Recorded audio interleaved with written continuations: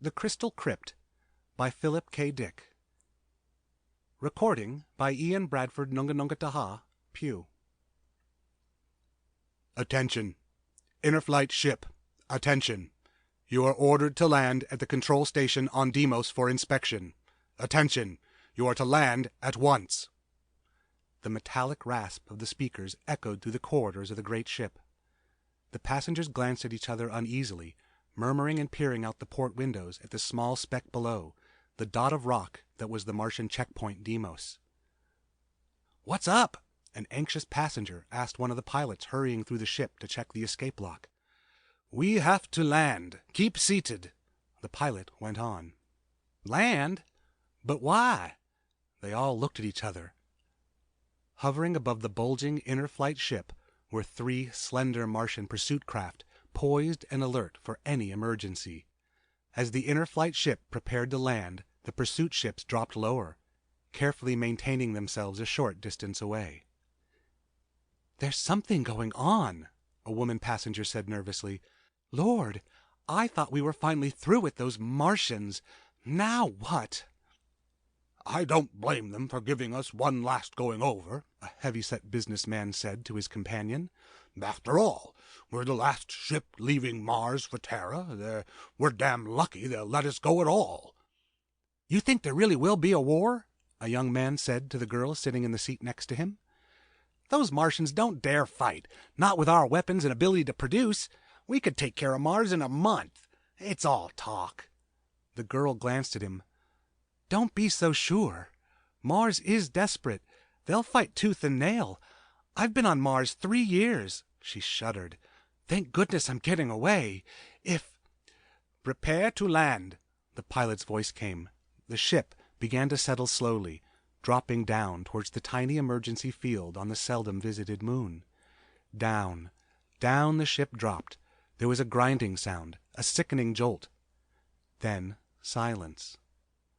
"We've landed," the heavy-set businessman said. "They better not do anything to us. Terra will rip them apart if they violate one space article." "Please keep your seats," the pilot's voice came.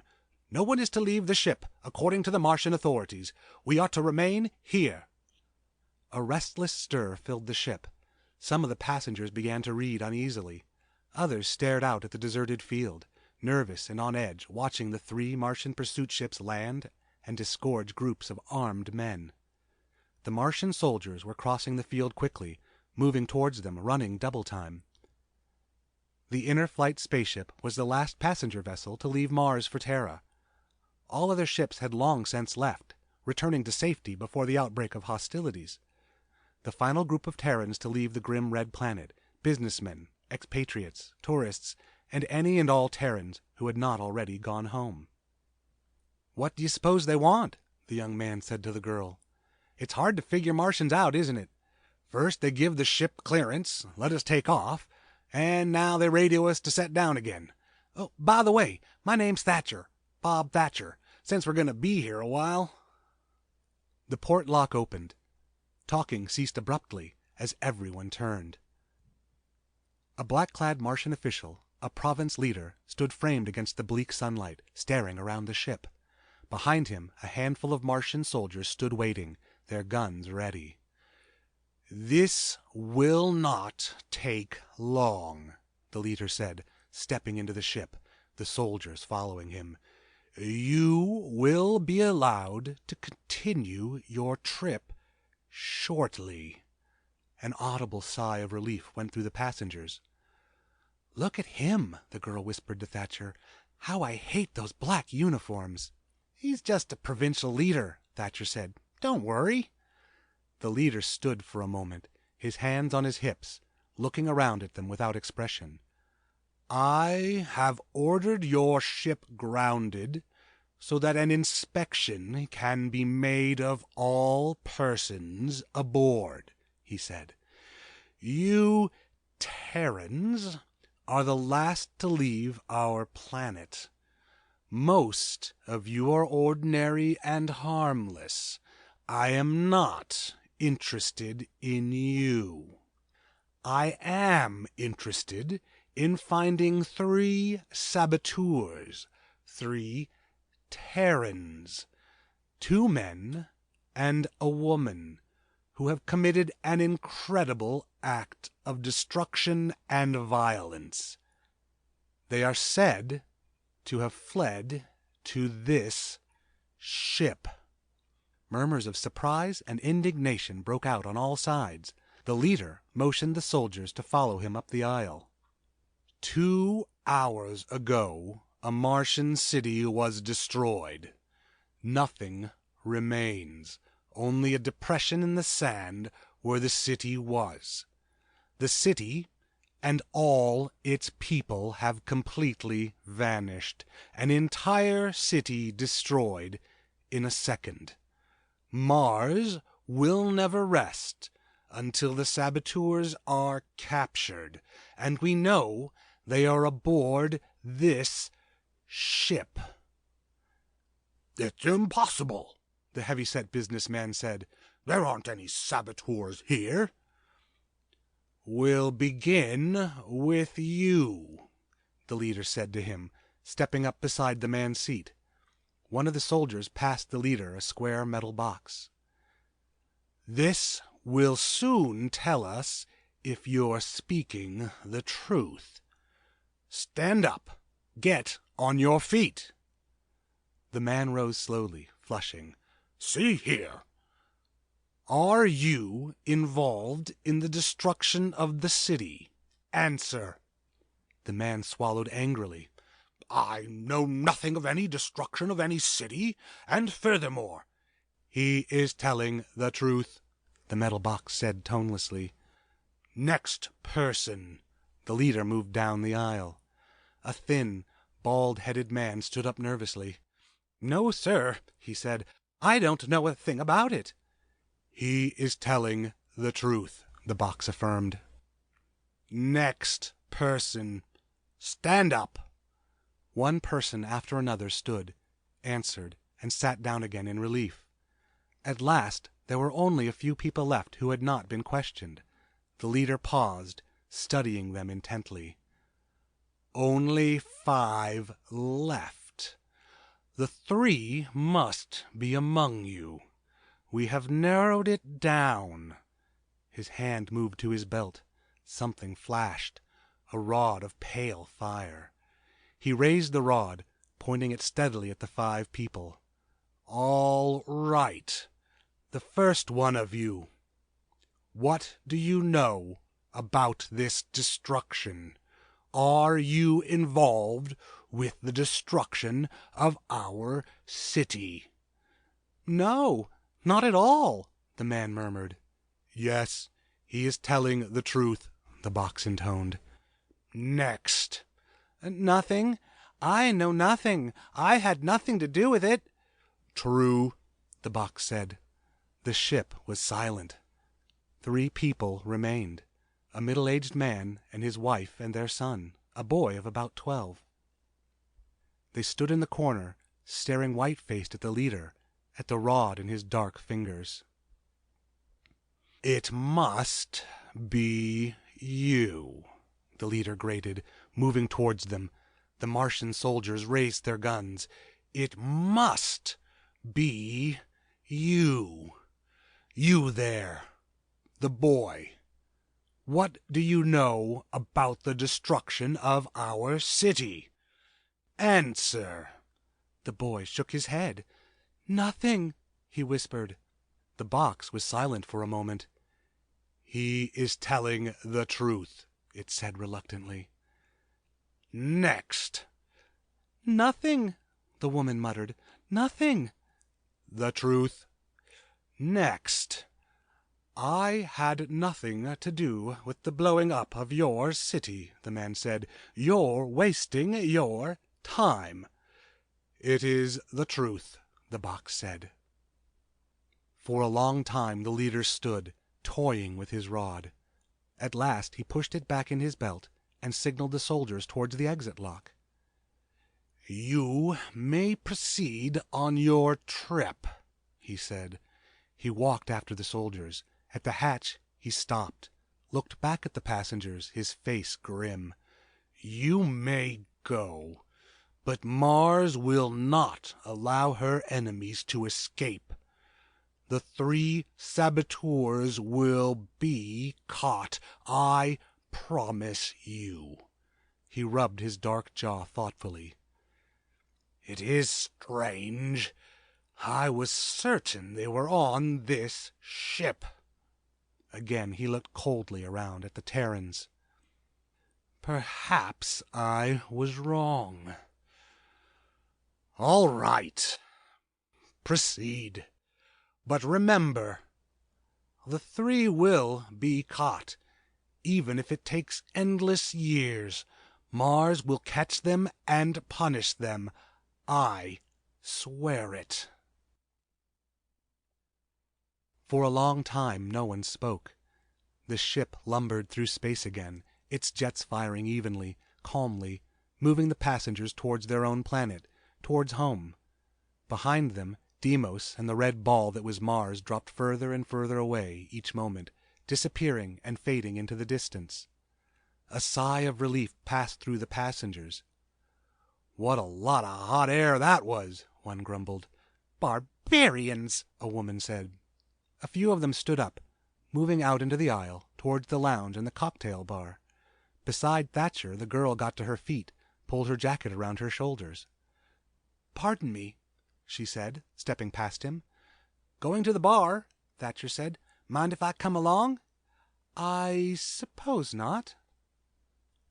They followed the others into the lounge, walking together up the aisle. "You know," Thatcher said, "I don't even know your name yet." "My name is Mara Gordon." "Mara? That's a nice name. What part of Terra are you from? North America? New York?" "I've been in New York," Mara said. "New York is very lovely." She was slender and pretty, with a cloud of dark hair tumbling down her neck against her leather jacket. They entered the lounge and stood undecided. "Let's sit at a table," Mara said, looking around at the people at the bar, mostly men. "Perhaps that table over there." "But somebody's already there," Thatcher said. The heavy-set businessman had sat down at the table and deposited his sample case on the floor. "Do we want to sit with him?" "Oh, it's all right," Mara said, crossing to the table.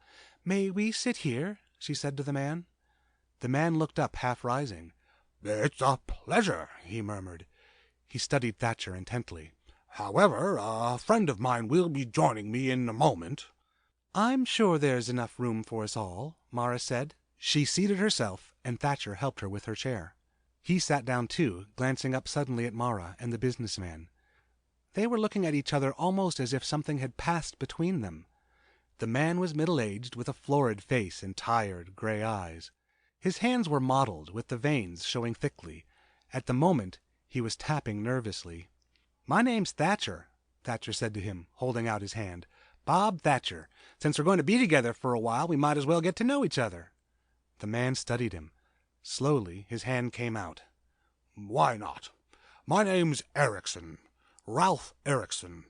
"Erickson?" Thatcher smiled. "You look like a commercial man to me." He nodded towards the sample case on the floor. "Am I right?"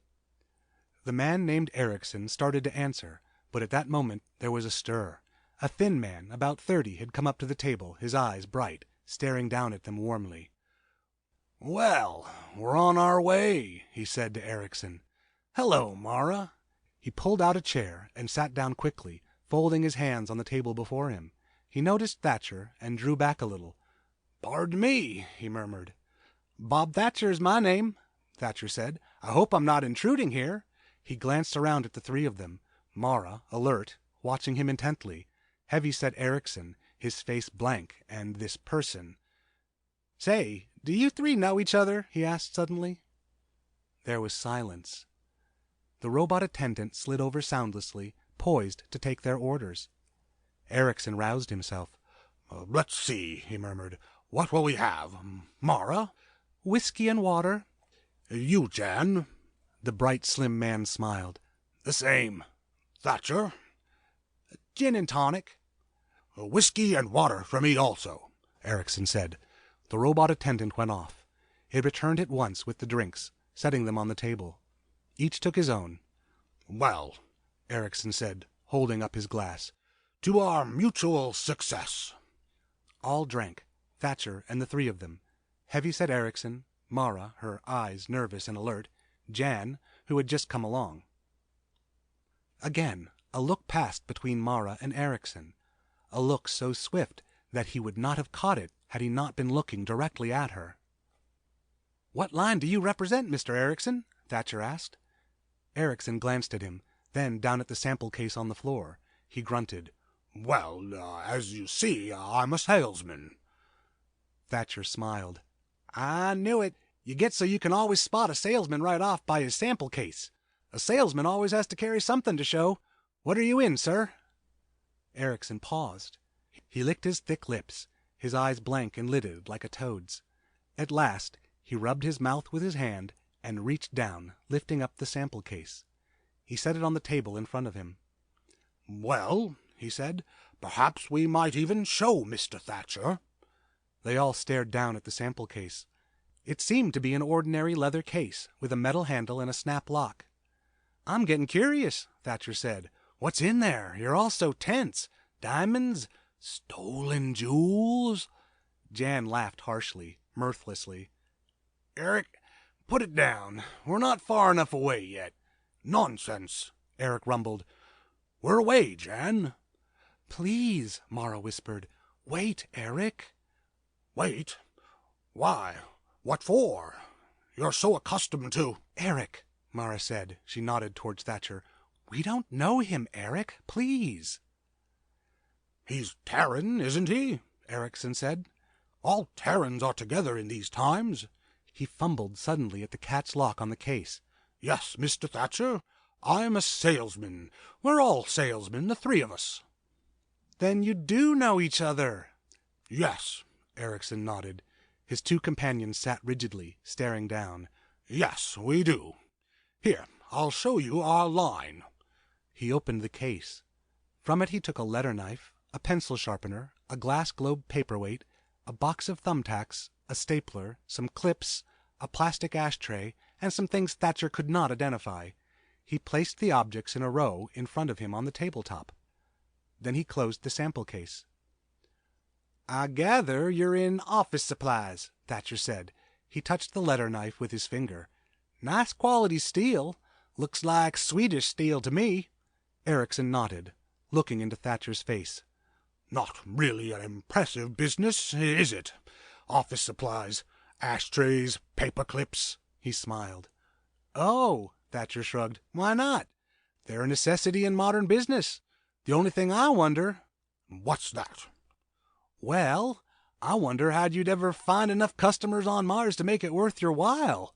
He paused, examining the glass paperweight. He lifted it up, holding it to the light, staring at the scene within until Erickson took it out of his hand and put it back in the sample case. "And another thing. If you three know each other, why did you sit apart when you got on?" They looked at him quickly. "And why didn't you speak to each other until we left Deimos?" He leaned towards Erickson, smiling at him. "2 men and a woman. 3 of you sitting apart in a ship, not speaking, not until the check station was passed. I find myself thinking over what that Martian said. 3 saboteurs, a woman and 2 men." Erickson put the things back in the sample case. He was smiling, but his face had gone chalk white. Mara stared down, playing with a drop of water on the edge of her glass. Jan clenched his hands together nervously, blinking rapidly. "You 3 are the ones the leader was after," Thatcher said softly. "You are the destroyers, the saboteurs. But their lie detector, why didn't it trap you? How did you get by that? And now you're safe, outside the check station." He grinned, staring around at them. "I'll be damned. And I really thought you were a salesman, Erickson. You really fooled me." Erickson relaxed a little. "Well, Mr. Thatcher, it's in a good cause. I'm sure you have no love for Mars either. No Terran does. And I see you're leaving with the rest of us." "True," Thatcher said. "You must certainly have an interesting account to give, the 3 of you." He looked around the table. "We still have an hour or so of travel. Sometimes it gets dull, this Mars Terra run. Nothing to see, nothing to do but sit and drink in the lounge."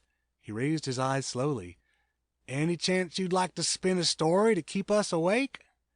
Jan and Mara looked at Erickson. "Go on," Jan said. "He knows who we are. Tell him the rest of the story." "You might as well," Mara said. Jan let out a sigh suddenly, a sigh of relief. "Let's put the cards on the table. Get this weight off us. I'm tired of sneaking around, slipping." "Sure," Erickson said expansively. "Why not?" He settled back in his chair, unbuttoning his vest. "Certainly, Mr. Thatcher. I'll be glad to spin you a story, and I'm sure it will be interesting enough to keep you awake." They ran through the groves of dead trees, leaping across the sun-baked Martian soil, running silently together. They went up a little rise, across a narrow ridge. Suddenly, Eric stopped, throwing himself down flat on the ground. The others did the same, pressing themselves against the soil, gasping for breath. "Be silent," Eric muttered. He raised himself a little. "No noise. There'll be leechers nearby from now on. We don't dare take any chances." Between the three people lying in the grove of dead trees and the city was a barren, level waste of desert, over a mile of blasted sand. No trees or bushes marred the smooth, parched surface. Only an occasional wind, a dry wind eddying and twisting, blew the sand up into little rills. A faint odor came to them, a bitter smell of heat and sand carried by the wind. Eric pointed. "Look! The city! There it is!" They stared, still breathing deeply from their race through the trees. The city was close, closer than they had ever seen it before. Never had they gotten so close to it in times past. Terrans were never allowed near the great Martian cities, the centers of Martian life. Even in ordinary times, when there was no threat of approaching war, the Martians shrewdly kept all Terrans away from their citadels, partly from fear, partly from a deep, innate sense of hostility towards the white-skinned visitors whose commercial ventures had earned them the respect and the dislike of the whole system. "How does it look to you?" Eric said. The city was huge, much larger than they had imagined from the drawings and models they had studied so carefully back in New York, in the War Ministry office.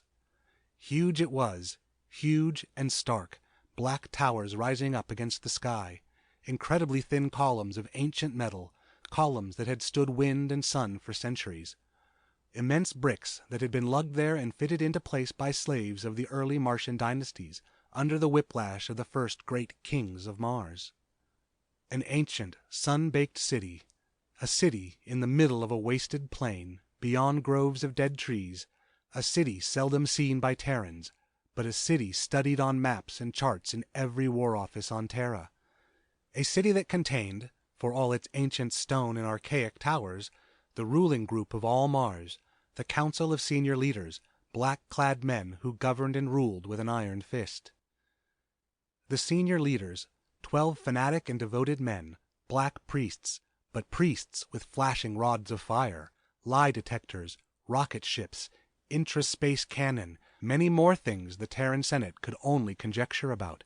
The senior leaders and their subordinate province leaders. Eric and the two behind him suppressed a shudder. "We've got to be careful," Eric said. "We'll be passing among them soon. If they guess who we are, or what we're here for." He snapped open the case he carried, glancing inside for a second. Then he closed it again, grasping the handle firmly. "Let's go," he said. He stood up slowly. "You two come up beside me. I want to make sure you look the way you should." Mara and Jan stepped quickly ahead. Eric studied them critically as the three of them walked slowly down the slope, onto the plain, towards the towering black spires of the city. "Jan," Eric said, "take hold of her hand. Remember, you're going to marry her. She's your bride. And Martian peasants think a lot of their brides." Jan was dressed in the short trousers and coat of the Martian farmer. A knotted rope tied around his waist, a hat on his head to keep off the sun. His skin was dark, colored by dye until it was almost bronze. "You look fine," Eric said to him. He glanced at Mara. Her black hair was tied in a knot, looped through a hollowed-out yuke bone. Her face was dark too, dark and lined with colored ceremonial pigment, green and orange stripes across her cheeks. Earrings were strung through her ears. On her feet were tiny slippers of Peru hide, laced around her ankles. And she wore long, translucent Martian trousers with a bright sash tied around her waist. Between her small breasts a chain of stone beads rested, good luck charms for the coming marriage. "All right," Eric said.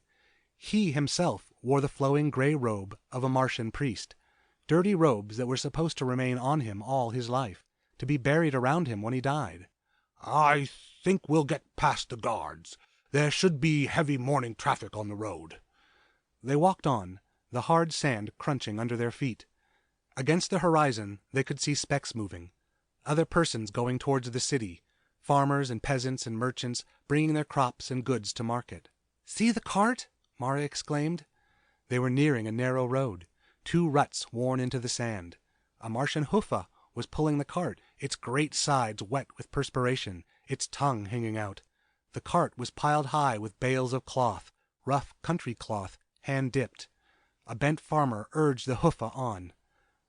"And there," she pointed, smiling. A group of merchants riding small animals were moving along beside the cart, Martians in long robes, their faces hidden by sand masks. On each animal was a pack, carefully tied on with rope, and beyond the merchants, plodding dully along, were peasants and farmers in an endless procession, some riding carts or animals, but mostly on foot. Mara and Jan and Eric joined the line of people, melting in behind the merchants. No one noticed them. No one looked up or gave any sign. The march continued as before. Neither Jan nor Mara said anything to each other. They walked a little behind Eric, who paced with a certain dignity, a certain bearing becoming his position. Once he slowed down, pointing up at the sky. "Look," he murmured, in the Martian hill dialect. "See that?" 2 black dots circled lazily. Martian patrol craft, the military on the outlook for any sign of unusual activity. War was almost ready to break out with Terra. Any day, almost any moment. "We'll be just in time," Eric said. "Tomorrow will be too late. The last ship will have left Mars." "I hope nothing stops us," Mara said. "I want to get back home when we're through." Half an hour passed. They neared the city, the wall growing as they walked, rising higher and higher until it seemed to blot out the sky itself. A vast wall, a wall of eternal stone that had felt wind and sun for centuries.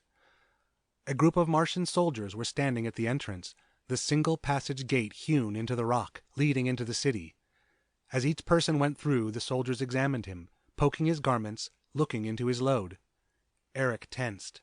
The line had slowed almost to a halt. "It'll be our turn soon," he murmured. "Be prepared." "Let's hope no leaders come around," Jan said. "The soldiers aren't so bad." Mara was staring up at the wall and the towers beyond. Under their feet the ground trembled, vibrating and shaking. She could see tongues of flame rising above the towers from the deep underground factories and the forges of the city. The air was thick and dense with particles of soot.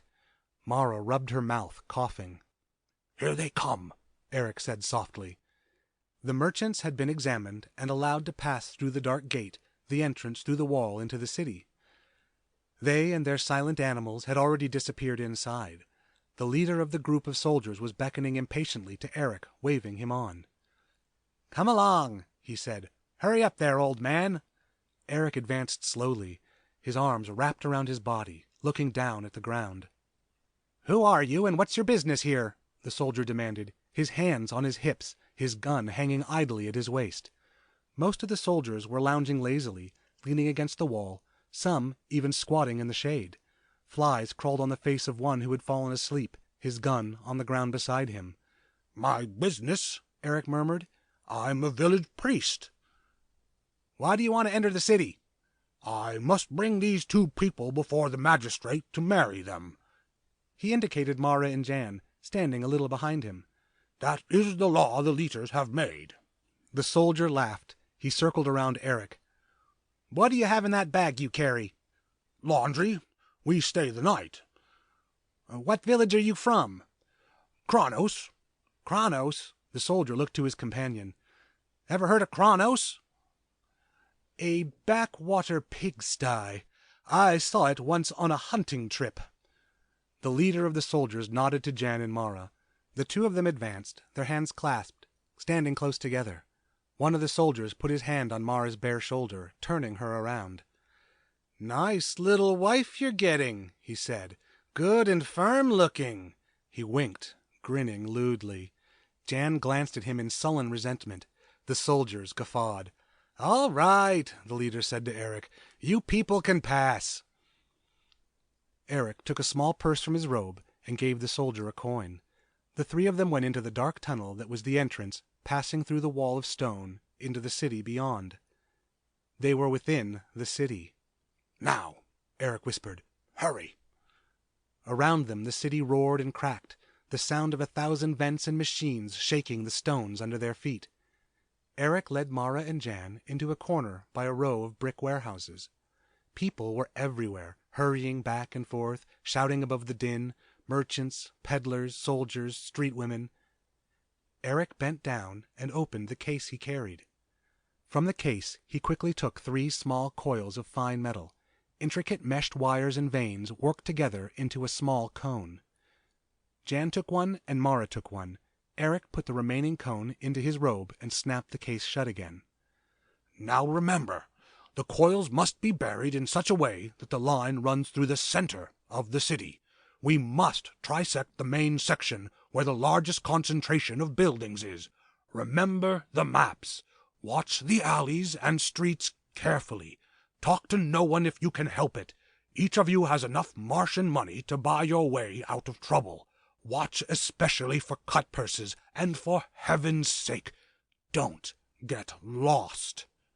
Eric broke off. 2 black-clad leaders were coming along the inside of the wall, strolling together with their hands behind their backs. They noticed the 3 who stood in the corner by the warehouses and stopped. "Go," Eric muttered, "and be back here at sundown." He smiled grimly. "Or never come back." Each went off a different way, walking quickly without looking back. The leaders watched them go.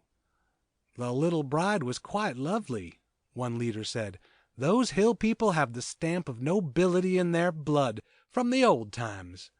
"A very lucky peasant to possess her," the other said. They went on. Eric looked after them, smiling a little. Then he joined the surging mass of people that milled eternally through the streets of the city. At dusk they met outside the gate. The sun was soon to set, and the air had turned thin and frigid. It cut through their clothing like knives. Mara huddled against Jan, trembling and rubbing her bare arms. "Well," Eric said, "did you both succeed?" Around them, peasants and merchants were pouring from the entrance, leaving the city to return to their farms and villages, starting the long trip back across the plain towards the hills beyond.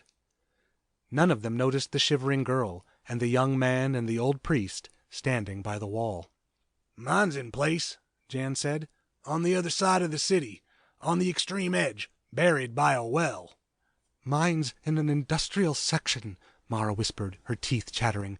"Jan, give me something to put over me. I'm freezing." "Good," Eric said. "Then the 3 coils should trisect dead center, if the models were correct." He looked up at the darkening sky. Already stars were beginning to show. 2 dots, the evening patrol, moving slowly towards the horizon. "Let's hurry. It won't be long." They joined the line of Martians moving along the road, away from the city. Behind them, the city was losing itself into the somber tones of night, its black spires disappearing into the darkness. They walked silently with the country people until a flat ridge of dead trees became visible on the horizon. Then they left the road and turned off, walking towards the trees. "Almost time," Eric said. He increased his pace, looking back at Jan and Mara impatiently. "Come on." They hurried, making their way through the twilight, stumbling over rocks and dead branches, up the side of the ridge. At the top, Eric halted, standing with his hands on his hips, looking back. "See," he murmured. "The city. The last time we'll see it this way." "Can I sit down?" Mara said. "My feet hurt me." Jan pulled at Eric's sleeve. "Hurry, Eric. Not much time left." He laughed nervously. "If everything goes all right, we'll be able to look at it forever." "But not like this," Eric murmured. He squatted down, snapping his case open. He took some tubes and wiring out and assembled them together on the ground at the peak of the ridge. A small pyramid of wire and plastic grew, shaped by his expert hands. At last he grunted, standing up. "All right." "Is it pointed directly at the city?" Mara asked anxiously, looking down at the pyramid. Eric nodded. "Yes, it's placed according—" He stopped, suddenly stiffening. "Get back, it's time. Hurry!" Jan ran down the far side of the slope, away from the city, pulling Mara with him. Eric came quickly after, still looking back at the distant spires, almost lost in the night sky. "Down!" Jan sprawled out, Mara beside him, her trembling body pressed against his. Eric settled down in the sand and dead branches, still trying to see. "I want to see it," he murmured. "A miracle. I want to see—" A flash, a blinding burst of violet light lit up the sky. Eric clapped his hands over his eyes. The flash whitened, growing larger, expanding. Suddenly there was a roar and a furious hot wind pushed past him, throwing him on his face in the sand. The hot dry wind licked and seared at them, crackling the bits of branches into flame. Mara and Jan shut their eyes, pressed tightly together. "God!" Eric muttered. The storm passed. They opened their eyes slowly. The sky was still alive with fire, a drifting cloud of sparks that was beginning to dissipate with the night wind. Eric stood up unsteadily, helping Jan and Mara to their feet. The three of them stood, staring silently across the dark waste, the black plain, none of them speaking. The city was gone. At last, Eric turned away. "That part's done," he said. "Now the rest. Give me a hand, Jan. There'll be 1,000 patrol ships around here in a minute." "I see one already," Mara said, pointing up. A spot winked in the sky, a rapidly moving spot. "They're coming, Eric." There was a throb of chill fear in her voice. "I know." Eric and Jan squatted on the ground around the pyramid of tubes and plastic, pulling the pyramid apart. The pyramid was fused together like molten glass. Eric tore the pieces away with trembling fingers. From the remains of the pyramid he pulled something forth, something he held up high, trying to make it out in the darkness. Jan and Mara came close to see, both staring up intently, almost without breathing. "There it is," Eric said. "There!" In his hand was a globe, a small, transparent globe of glass. Within the glass, something moved, something minute and fragile, spires almost too small to be seen, microscopic. A complex web swimming within the hollow glass globe, a web of spires, a city. Eric put the globe into the case and snapped it shut. "Let's go," he said. They began to lope back through the trees, back the way they had come before. "We'll change in the car," he said as they ran. "I think we should keep these clothes on until we're actually inside the car. We still might encounter someone." "I'll be glad to get my own clothing on again," Jan said. "I feel funny in these little pants." "How do you think I feel?" Mara gasped. "I'm freezing in this, what there is of it." "All the young Martian brides dress that way," Eric said. He clutched the case tightly as they ran. "I think it looks fine." "Thank you," Mara said, "but it is cold." "What do you suppose they'll think?" Jan asked. "They'll assume the city was destroyed, won't they? That's certain." "Yes," Eric said. "They'll be sure it was blown up. We can count on that. And it will be damn important to us that they think so." "The car should be around here someplace," Mara said, slowing down. "No, farther on," Eric said. "Past that little hill over there. In the ravine, by the trees. It's so hard to see where we are." "Shall I light something?" Jan said. "No, there are maybe patrols around who—" He halted abruptly. Jan and Mara stopped beside him. "What?" Mara began. A light glimmered. Something stirred in the darkness. There was a sound. "Quick!" Eric rasped. He dropped, throwing the case far away from him into the bushes. He straightened up tensely. A figure loomed up, moving through the darkness. and behind it came more figures, men, soldiers in uniform. The light flashed up brightly, blinding them. Eric closed his eyes. The light left him, touching Mara and Jan, standing silently together, clasping hands. Then it flicked down to the ground and around in a circle. A leader stepped forward, a tall figure in black, with his soldiers close behind him, their guns ready. "You three," the leader said. "Who are you?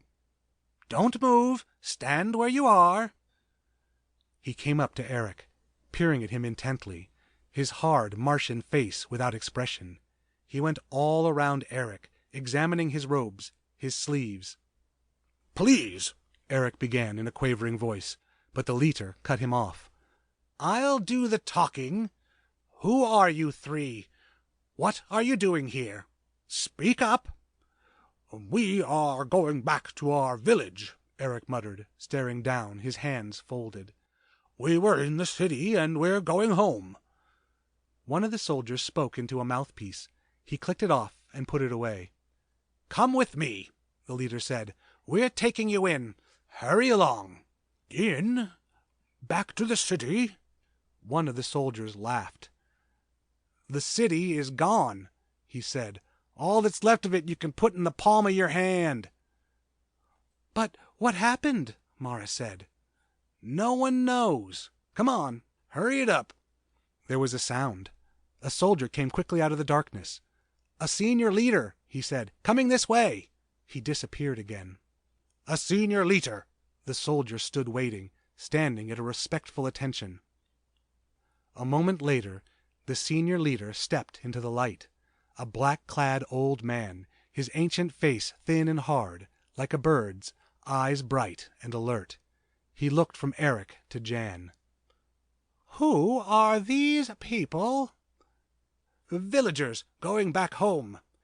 "No, they're not. They don't stand like villagers. Villagers slump. Diet, poor food.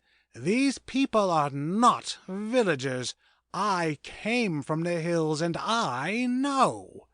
He stepped close to Eric, looking keenly into his face. "Who are you? Look at his chin. He never shaved with a sharpened stone. Something is wrong here." In his hand a rod of pale fire flashed. "The city is gone, and with it at least half the Leiter Council. It is very strange. A flash, then heat and a wind. But it was not fission. I am puzzled. All at once, the city has vanished. Nothing is left but a depression in the sand." "We'll take them in," the other leader said. "Soldiers, surround them. Make certain that—" "Run!" Eric cried. He struck out, knocking the rod from the senior leader's hand. They were running, soldiers shouting, flashing their lights, stumbling against each other in the darkness. Eric dropped to his knees, groping frantically in the bushes. His fingers closed over the handle of the case, and he leaped up. In Terran, he shouted to Mara and Jan. "Hurry! To the car! Run!" He set off down the slope, stumbling through the darkness. He could hear soldiers behind him, soldiers running and falling. A body collided against him and struck out. Someplace behind him there was a hiss, and a section of the slope went up in flames. The leader's rod! "Eric!" Mara cried from the darkness. He ran towards her. Suddenly he slipped, falling on a stone. Confusion and firing, the sound of excited voices. "Eric, is that you?" Jan caught hold of him, helping him up. "The car! It's over here. Where's Mara?" "I'm here," Mara's voice came. "Over here, by the car." A light flashed. A tree went up in a puff of fire, and Eric felt the singe of the heat against his face. He and Jan made their way towards the girl. Mara's hand caught his in the darkness. "Now the car," Eric said. "If they haven't got to it." He slid down the slope into the ravine, fumbling in the darkness, reaching and holding onto the handle of the case, reaching. He touched something cold and smooth. Metal. A metal door handle. Relief flooded through him. "I've found it! Jan, get inside! Mara, come on! He pushed Jan past him, into the car. Mara slipped in after Jan, her small, agile body crowding in beside him. Stop! A voice shouted from above. There's no use hiding in that ravine! We'll get you! Come up and... The sound of the voices was drowned out by the roar of the car's motor. A moment later, they shot into the darkness, the car rising into the air. Treetops broke and cracked under them as Eric turned the car from side to side, the last furious thrusts from the 2 leaders and their soldiers. Then they were away, above the trees, high in the air, gaining speed each moment, leaving the knot of Martians far behind. Towards Marsport, Jan said to Eric, right? Eric nodded. Yes, we'll land outside the field in the hills. We can change back into our regular clothes there, our commercial clothing. Damn it, we'll be lucky if we can get there in time for the ship. The last ship, Mara whispered, her chest rising and falling. What if we don't get there in time? Eric looked down at the leather case in his lap. We'll have to get there, he murmured. We must. For a long time there was silence. Thatcher stared at Erickson. The older man was leaning back in his chair, sipping a little of his drink. Mara and Jan were silent. So you didn't destroy the city, Thatcher said. You didn't destroy it at all. You shrank it down and put it in a glass globe in a paperweight. And now you're a salesman again, with a sample case of office supplies. Erickson smiled. He opened the briefcase, and reaching into it, he brought out the glass globe paperweight. He held it up, looking into it. Yes, we stole the city from the Martians. That's how we got by the lie detector. It was true that we knew nothing about a destroyed city. But why? Thatcher said. Why steal a city? Why not merely bomb it? Ransom, Mara said fervently, gazing into the globe, her dark eyes bright. Their biggest city, half of their council, in Eric's hand. Mars will have to do what Terra asks, Erickson said. Now Terra will be able to make her commercial demands felt. Maybe there won't even be a war. Perhaps Terra will get her way without fighting. Still smiling, he put the glass globe back into the briefcase and locked it. Quite a story, Thatcher said. What an amazing process. Reduction of size. A whole city reduced to microscopic dimensions. Amazing. No wonder you were able to escape. With such daring as that, no one could hope to stop you. He looked down at the briefcase on the floor. Underneath them, the jets murmured and vibrated evenly, and the ship moved through space towards distant Terra. We still have quite a way to go, Jan said. You've heard our story, Thatcher. Why not tell us yours? What sort of line are you in? What's your business? Yes, Mara said. What do you do? What do I do? Thatcher said. Well, if you like, I'll show you.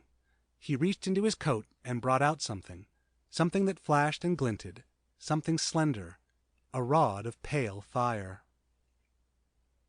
The 3 stared at it. Sickened shock settled over them. Thatcher held the rod loosely, calmly, pointing it at Erickson. We knew you 3 were on this ship, he said. There was no doubt of that. But we didn't know what had become of the city. My theory was the city had not been destroyed at all, that something else had happened to it. Council instruments measured a sudden loss of mass in the area, a decrease equal to the mass of the city. Somehow the city had been spirited away, not destroyed, but I could not convince the other council leaders of it. I had to follow you alone. Thatcher turned a little, nodding to the men sitting at the bar. The men rose at once, coming towards the table. A very interesting process you have. Mars will benefit a great deal from it. Perhaps it will even turn the tide in our favor. When we return to Marsport, I wish to begin work on it at once. And now, if you will please pass me the briefcase. End of The Crystal Crypt by Philip K. Dick. Recording by Ian Bradford, Nunga Nunga Taha, Pew.